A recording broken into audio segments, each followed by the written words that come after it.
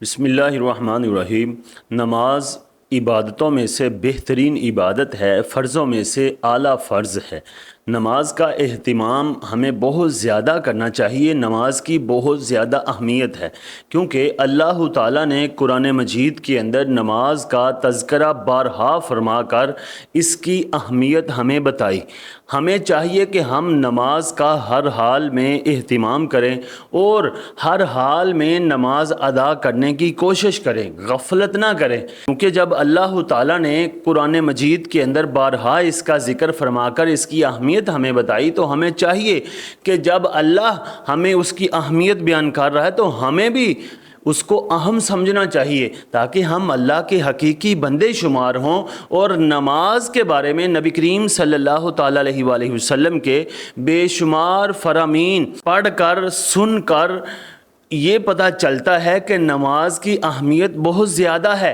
ہمیں نماز خشوع و خضوع کے ساتھ ادا کرنی چاہیے۔ یہ نہ ہو کہ نماز ہم ادا کر رہے ہوں اور نماز کے اندر اپنے دنیا کے معاملات حل کر رہے ہوں، ہمیں پتہ ہی نہ چلے کہ کون سی رکعت کب پڑھ رہے ہیں، کون سی رکعت کون پڑھ رہا ہے۔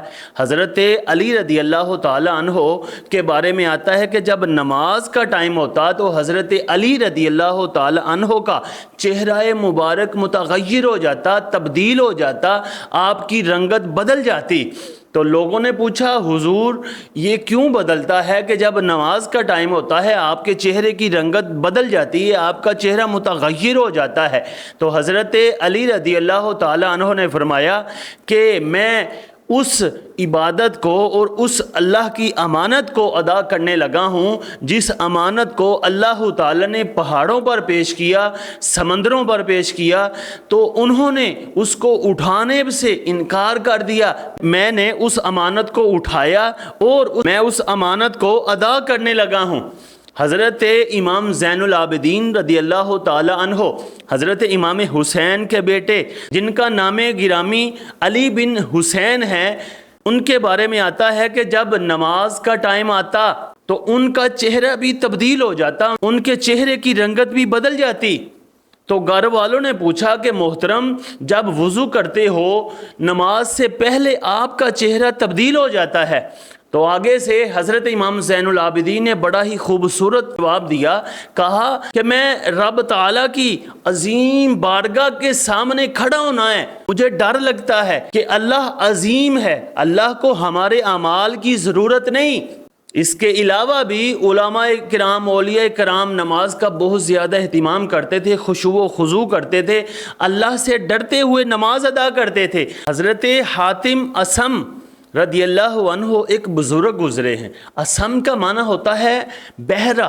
ان کو بہرا اس وجہ سے کہا جاتا تھا کہ آپ کی مجلس میں ایک عورت آئی، اس نے مسئلہ پوچھنا تھا، تو اس عورت کی ہوا خارج ہو گئی، سب لوگوں نے ہنسنا تھا اور اس عورت نے شرمندہ ہونا تھا، تو حضرت حاتم نے اپنے آپ کو بہرا شمار کروایا اور لوگوں کو اور اس عورت کو یہ شمار کروایا کہ آپ کو اونچی آواز سے سنتا۔ آپ نے اس عورت کو کہا کہ تو ذرا اونچی آواز میں بات کر، مجھے آہستہ نہیں سنتا۔ اور ساری زندگی اس عورت کی عزت نفس کے لیے کہ وہ عورت شرمندہ نہ ہو، اس عورت کو پریشان نہ ہونا پڑے، آپ نے ساری زندگی اپنے آپ کو بہرا ہی شمار کیا کہ لوگ یہ سمجھے کہ آپ بہرے ہیں۔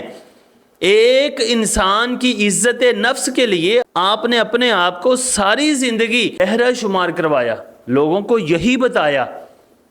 وہ فرماتے ہیں کہ نماز سے پہلے میرا جسم کب کپاتا ہے، میں ڈرتا ہوں کہ اللہ کی بارگاہ میں کھڑا ہونا ہے، اور پھر جب میرے اعضاء سکون والے ہوتے ہیں تو میں اپنے آپ کو اس حال میں کھڑا کرتا ہوں کہ میرے سامنے کعبہ شریف ہے اور میں اپنی زندگی کی آخری نماز ادا کر رہا ہوں، اور میری دائیں طرف جنت ہے، بائیں طرف جہنم ہے، پیچھے ملک الموت ہے، اور میں عاجزی کے ساتھ رکوع کرتا ہوں اور خشوع کے ساتھ سجدہ کرتا ہوں، اور سراپا خشوع و خضوع ہو کر نماز ادا کرتا ہوں، پھر بھی میں یہی گمان کرتا ہوں کہ پتہ نہیں اللہ نے میری نماز قبول کی ہے یا نہیں کی۔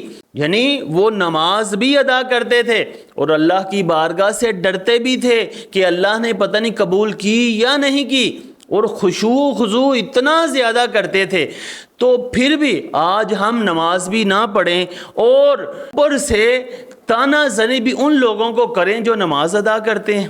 لہٰذا ایسا نہیں کرنا چاہیے، کہ ہمیں چاہیے کہ ہم نماز کا اہتمام کریں، نماز کو کسی حالت میں بھی نہ چھوڑیں۔ اگر نماز چھوٹ جائے تو اللہ کی بارگاہ میں رو رو کر توبہ کریں اور اس کی قضا ادا کریں، تاکہ اللہ تعالیٰ راضی ہو جائے۔ جب اللہ اور اس کا رسول راضی، تو پھر ہماری دنیا بھی اچھی اور آخرت بھی اچھی۔ اللہ تعالیٰ عمل کی توفیق عطا فرمائے۔